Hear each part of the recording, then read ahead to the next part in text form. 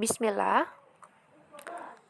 Alhamdulillah, segala puji bagi Allah atas limpahan rahmat dan hidayahnya, sehingga kita diberi kesehatan dan kesempatan untuk melanjutkan materi pembelajaran kita, pembelajaran PKN khusus untuk bab 4, yang mana insya Allah pada kesempatan kali ini kita akan membahas materi subbab C terkait dengan permasalahan keberagaman dalam masyarakat Indonesia.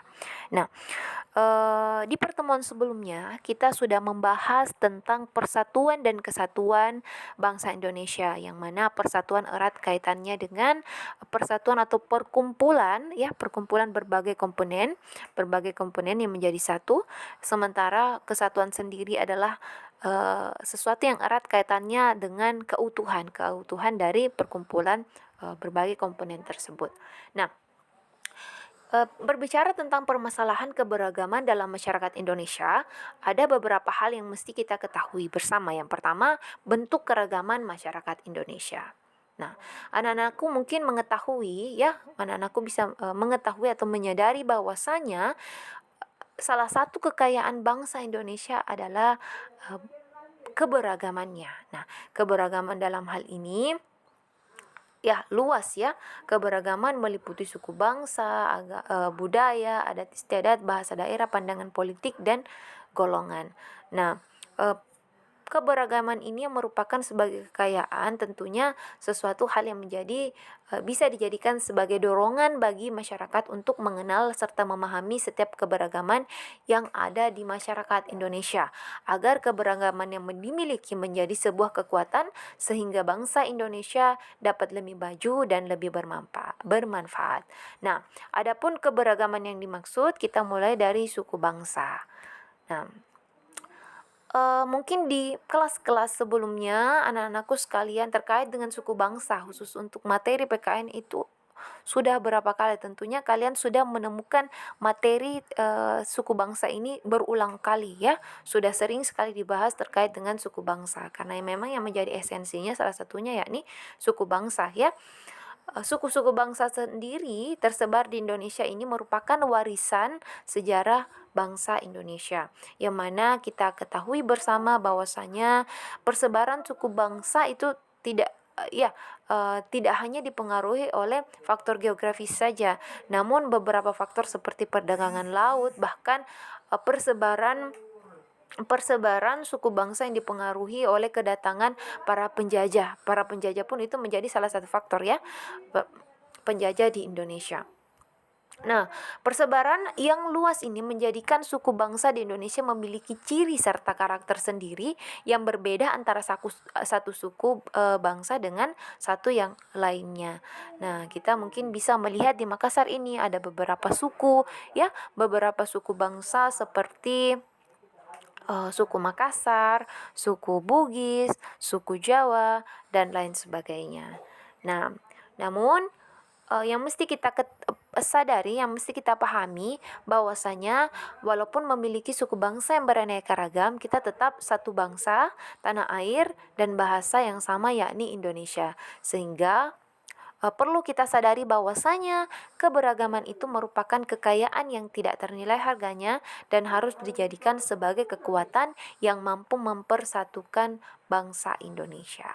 Nah, itu terkait dengan suku bangsa Indonesia. Jadi mungkin Ustazah bisa sampaikan bahwasanya terkait dengan suku bangsa ini kita harus menghargai teman-teman kita, meskipun kita mungkin mayoritas di Makassar, suku Makassar, ya. Tapi kita tidak bisa pungkiri bahwasanya mungkin dalam satu kelas kita bisa menjumpai teman-teman kita yang berasal dari daerah lain, misalnya orang Bugis, ya. Jadi mungkin erat kaitannya dengan dialek-dialeknya mereka, cara bicaranya mereka, itu jangan kita hina.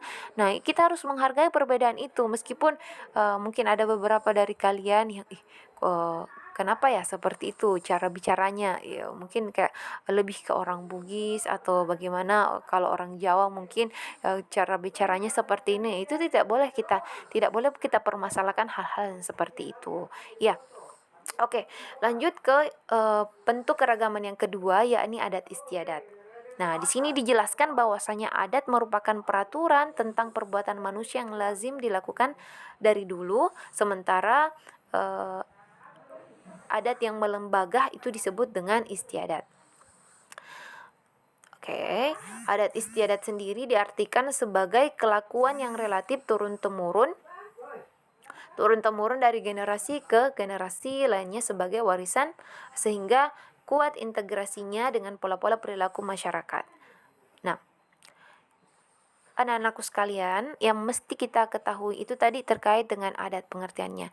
Hanya akan tetapi Ustazah ingin mengingatkan bahwasanya terkait dengan adat ini, terkait dengan kebiasaan yang berlaku dalam masyarakat, khususnya di perkampungan itu lebih kental adatnya dibandingkan di perkotaan. Nah, mungkin yang Ustazah bisa sampaikan, adat ini anak-anakku bisa bisa melihat adat ini ya, adat yang berlaku dalam suatu daerah, atau mungkin misalnya di kampungnya Umita atau kampungnya Neneta itu, selama adat tersebut tidak melanggar syariat ya, kita bisa memandang adat tersebut sebagai hal yang positif. Maksudnya apa? Banyak ya, ada beberapa adat atau kebiasaan-kebiasaan yang mungkin kita bisa lihat di daerah yang tidak melanggar syariat. Tidak melanggar syariat, contohnya misalnya kebiasaan-kebiasaan mereka utamanya yang identik dengan bergotong royong ya, bergotong royong atau mungkin saling membantu ya, sama halnya dengan saling membantu ketika ada salah satu masyarakat yang membutuhkan ya, itu bisa kita pandang sebagai sesuatu yang positif. Nah, hal yang lain mungkin Ustazah kasih contoh salah satu kebiasaan yang mungkin bisa kita lihat ya, kita lihat di masyarakat atau di daerah perkampungan, bagaimana mereka memperlakukan tamu ya, mereka memperlakukan tamu sebaik mungkin. Ketika ada tamu mungkin yang datang ke rumah, Masya Allah, mereka memperlakukan tamunya sebaik mungkin. Bahkan beberapa di masyarakat di daerah tertentu itu ketika ada tamu, mereka seakan-akan menyambut tamu sebagaimana mereka menyambut raja. Masya Allah ya, itu suatu kebiasaan yang Masya Allah, agama kita pun, syariat kita pun mendukung hal tersebut, sejalan dengan hal tersebut ya. Yang kita tahu syariat kita yakni memuliakan tamu toh ya, memuliakan tamu, dan itu sejalan dengan kebiasaan di masyarakat setempat. Nah, selama tidak melanggar hal-hal yang lain, misalnya ikhtilat dan lain sebagainya. Ya, jadi itu anak-anakku bisa mungkin dengan pengetahuan agama kalian bisa melihat hal-hal yang berkaitan dengan adat istiadat ini atau kebiasaan ini dengan tetap memperhatikan syariat. Ya, itu tadi yang Ustazah sampaikan. Nah, coba kita lihat di materinya. Setiap suku bangsa memiliki adat istiadat dan ciri khasnya masing-masing yang berbeda antara suku bangsa yang satu dengan yang lainnya. Nah, di sini Ustazah tadi ingatkan bahwasanya dalam melihat adat atau istiadat tersebut, tentunya kita harus tetap memperhatikan, menomorsatukan syariat. Ya, mungkin misalnya dari rumah adat, kita bisa lihat dari rumah adat.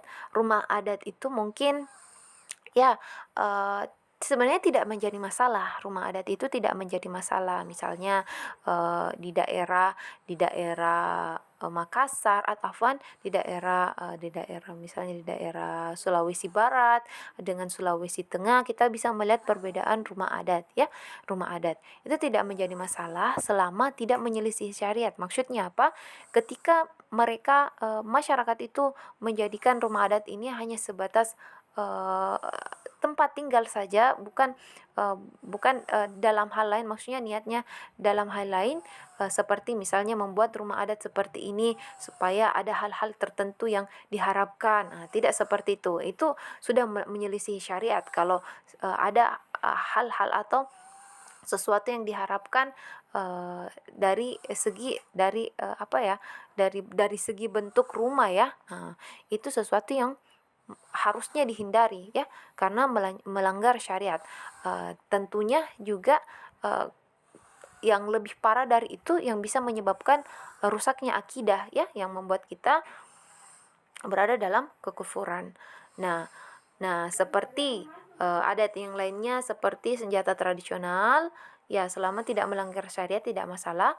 Nah, sementara untuk alat musik tradisional ini jelas-jelas haram. Jadi ustazah tekankan kepada anak-anakku terkait dengan musik itu haram. Lagu-lagu haram, tarian juga sama, makanan khas tradisional ini tidak masalah lagi, ya. Itu tidak melanggar syariat selama makanan bahan yang bahan untuk makanan tersebut itu halal, ya tidak melanggar syariat, kita bisa menikmatinya bersama. Nah, kerajinan khas daerah pun seperti itu. Terkait dengan upacara adat ini, saya rasa melanggar syariat juga serta sistem kekerabatan. Nah, ya itu terkait dengan adat istiadat. Ada beberapa daerah di wilayah Indonesia memiliki sistem kekerabatan yang masih kuat dianut oleh masyarakat, seperti sistem kekerabatan parental, patrilineal, dan matrilineal. Nah, parental sendiri adalah sistem kekerabatan yang menarik garis keturunan dari kedua belah pihak ayah dan ibu, kedudukan laki-laki dan perempuan sama. Yang mana kedudukan laki-laki dan perempuan yang sama. Misalnya di Aceh dan Jawa Barat, daerah parental, apabila suatu anggota masyarakat menyelenggarakan pesta perkawinan, maka menurut adatnya biaya pesta ditanggung oleh kedua belah pihak atau berdasarkan kesepakatan masing-masing.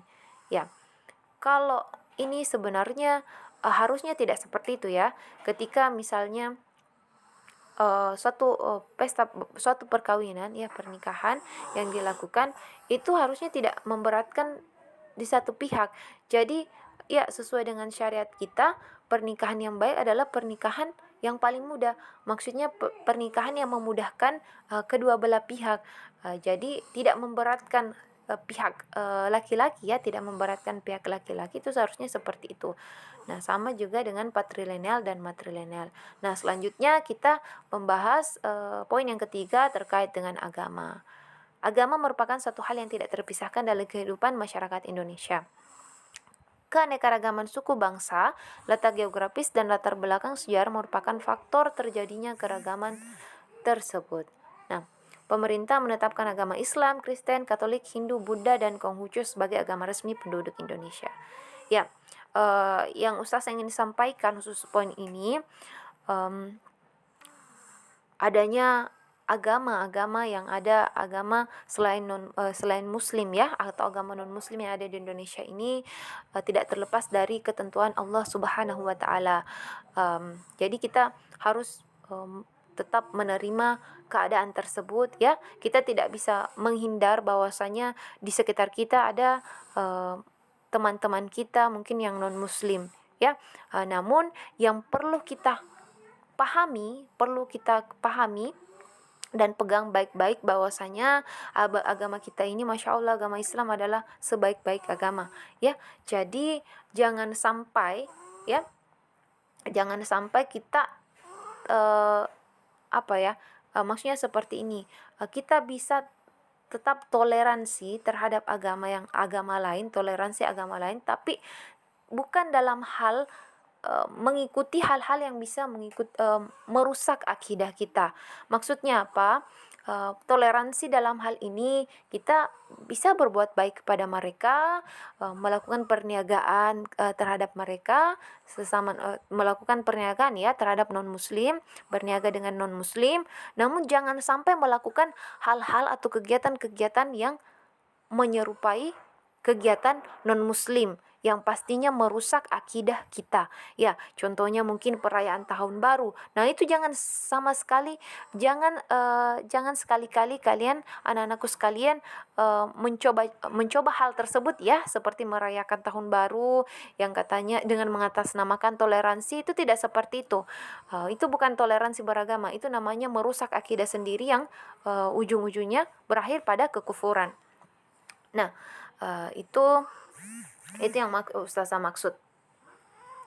Jadi Ustazah tekankan bahwasanya toleransi beragama boleh, berbuat baik kepada non muslim itu boleh, berniaga kepada non muslim itu boleh, tapi jangan sekali-kali melakukan hal-hal yang melanggar syariat ya. Oke. Nah, selanjutnya poin yang kedua yakni pengaruh keragaman masyarakat di Indonesia.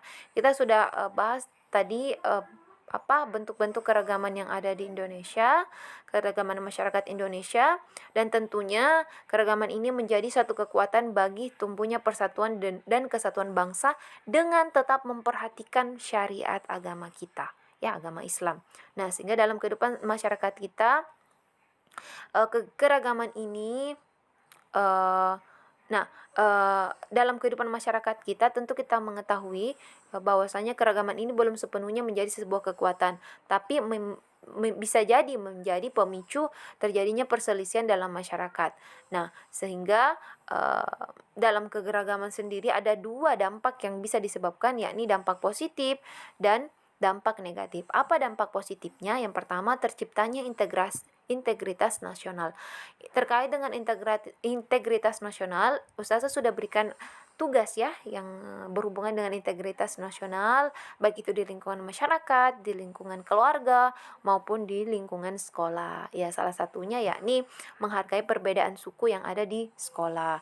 Adapun misalnya di rumah atau di lingkungan masyarakat, ya ini integritas nasionalnya contohnya ya ikut serta bergotong royong mengutamakan musyawarah dalam menyelesaikan permasalahan. Nah, yang kedua menjadi sarana untuk memajukan pergaulan antar suku, budaya dan golongan, dan yang ketiga memperkaya asana tentang budaya bangsa. Nah, selain dari dampak positif ini ada juga dampak negatifnya, diantaranya dapat memacu atau memicu terjadinya konflik dalam masyarakat, munculnya sikap primordialisme atau pandangan yang berpegang teguh pada hal-hal yang dibawa sejak kecil, baik mengenai tradisi, adat istiadat, kepercayaan maupun segala sesuatu yang ada di lingkungan pertamanya. Nah, atau munculnya sikap etnosentrisme atau pandangan yang menganggap bahwa bangsanya sendiri lebih unggul dibandingkan dengan suku yang lainnya. Ini Ustazah sudah jelaskan tadi ya. Yang keempat, fanatisme yang berlebihan. Berpegang teguh terhadap keyakinan tertentu yang secara berlebihan. Itu juga termasuk dalam dampak yang ditimbulkan dari keragaman masyarakat Indonesia. Baik, saya kira hanya itu yang Ustazah bisa sampaikan untuk pertemuan kali ini. Semoga anak-anakku bisa mengambil pelajaran dari materi ini, dan apabila ada kesalahan mohon dimaafkan Ustazah ya. Sesungguhnya segala kekurangan itu berasal dari Ustazah, dan insyaallah segala kelebihan itu berasal dari Allah Subhanahu wa taala. Jadi anak-anakku mungkin bisa terkait dengan materi PKN ini ya, kalian harus bisa menyaring sebisa mungkin ya hal-hal yang sejalan dengan syariat dan hal-hal yang bertentangan dengan syariat. Karena materi-materi yang ada di pembelajaran PKN ini tidak semuanya harus kita betul-betul kita harus memfilter, jangan sampai materi yang kita dapatkan itu malah bertentangan dengan syariat kita, dan bisa jadi itu merusak akidah ya. Jadi betul-betul harus berhati-hati. Ya, mungkin hanya itu yang bisa saya sampaikan. Sekian, assalamualaikum warahmatullahi wabarakatuh.